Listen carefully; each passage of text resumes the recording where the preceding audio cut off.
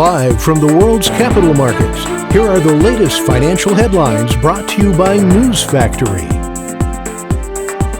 Hello and welcome to Wednesday's financial news. Stay with us for more market headlines.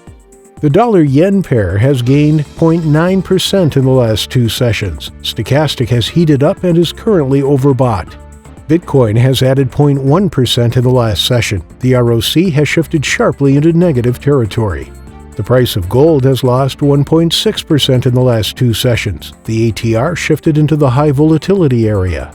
The price of crude oil has fallen 0.1% in the last session. The Williams indicator has transitioned sharply into the overbought zone. Those were today's major economic events, and now moving on to world financial headlines. Oil prices hovered near 13-month highs, supported by a U.S. cold snap that shut wells in the oil-producing state of Texas, though gains were capped by a Norwegian wage deal that averted supply disruptions in Europe.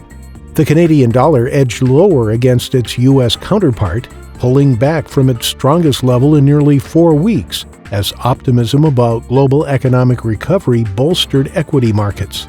Bitcoin rose above $50,000 to a new record high, building on a rally fueled by signs that the world's biggest cryptocurrency is gaining acceptance among mainstream investors. Coming up, the choices from our chief analyst for today.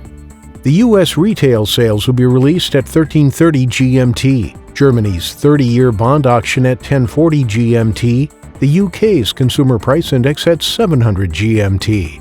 The U.S. Producer Price Index will be released at 13:30 GMT, the Eurozone's construction output at 1000 GMT, the UK's Retail Price Index at 700 GMT. We hope that you've enjoyed Wednesday's market outlook.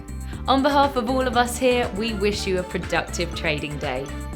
Be sure to join us tomorrow morning for the latest news and events from the financial markets.